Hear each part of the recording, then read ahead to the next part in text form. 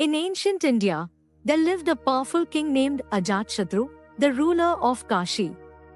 He was not only a strong and capable ruler but also a thoughtful seeker who reflected deeply on life, consciousness, and truth. At the same time, there were many learned Brahmins who had mastered the Vedas. They were well versed in rituals, chants, and sacred teachings, and many believed that true knowledge belonged only to those born and trained within the Brahman tradition. Among them was Gargya Balaki, a scholar from the Gargya lineage. He had studied the teachings about Brahman and took great pride in his learning. Confident in his knowledge and eager to display it, Balaki approached King Ajatashatru and boldly presented himself as one who understood Brahman, the ultimate reality. He claimed to meditate on Brahman as a personal presence and offered to teach the king. Ajatshatru welcomed him with respect and promised a gift of 1,000 cows for offering his knowledge. As their discussion began, Ajatshatru understood that Balaki knew the ideas but not their deeper meaning. Balaki first spoke of his practice of seeing Brahman in the sun and suggested that the king should meditate in the same manner. The king listened patiently. He then explained gently that he too reflected upon the sun, but not merely as a shining object in the sky. According to him, the sun was only a visible form. Behind it existed a deeper truth, the unseen source of its light and power.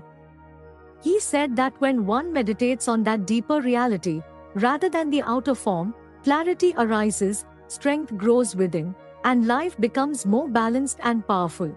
Balaki then turned his attention to the moon, explaining that he regarded the divine presence within it as Brahman. The king replied that his understanding of the moon was different. He saw the moon as a symbol of calmness, nourishment, and quiet support that sustains life. Meditating on this deeper essence, he explained, brings emotional steadiness and inner stability. After that, Balaki pointed to lightning and described it as another form through which he worshipped the supreme reality. Ajatshatru corrected him again. He explained that lightning was only one expression of light. The true focus should be on luminosity itself, the pure principle of brightness. This same light appears as the sun, the moon, fire, and even as intelligence within human beings. Meditating on this inner brilliance, the king said, makes a person radiant in life, and that radiance naturally reflects in one's actions and legacy. Continuing in the same manner, he declared Brahman existed in the sky, in the wind, in fire, in water, in reflections, in sound, in space, in shadows. But each time, King explained a deeper meaning behind these forms. Finally, Balaki declared that the divine presence within oneself was Brahman and should be worshipped as such. The king rejected this idea as well. He explained that merely identifying the personal self as Brahman leads only to ego and self-importance, not true understanding. Slowly, Balaki realized that he had been speaking only about outer appearances of Brahman. He had not understood the deeper truth behind them. At this point, Balki's pride collapsed. He admitted that his knowledge was incomplete and requested the king to teach him the true nature of Brahman. Even though it was unusual for a king to instruct a learned Brahmin, the king accepted the role of a teacher. To explain the truth, he took Balaki to a man who was fast asleep. The king called the sleeping man by name, but there was no response. Only after gently touching him did the man wake up. The king then asked Balaki a simple question: where was this person during sleep? Who was active and who was absent? Balaki had no answer.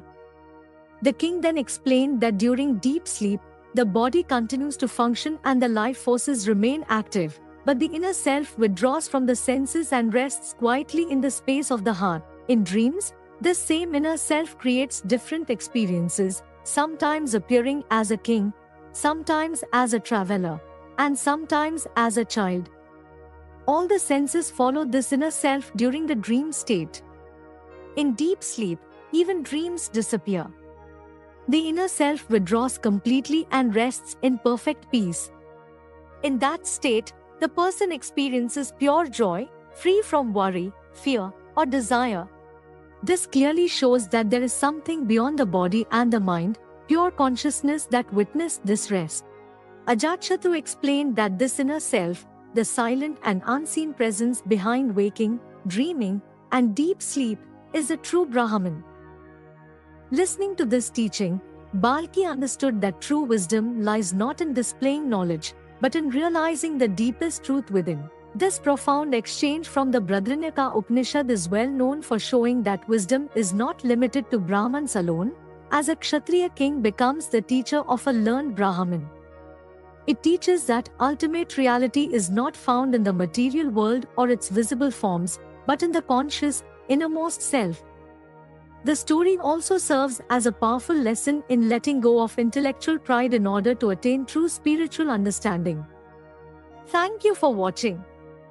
If you enjoyed this story, don't forget to like, share, and subscribe for more timeless wisdom from Hindu scriptures. Stay tuned for next episode.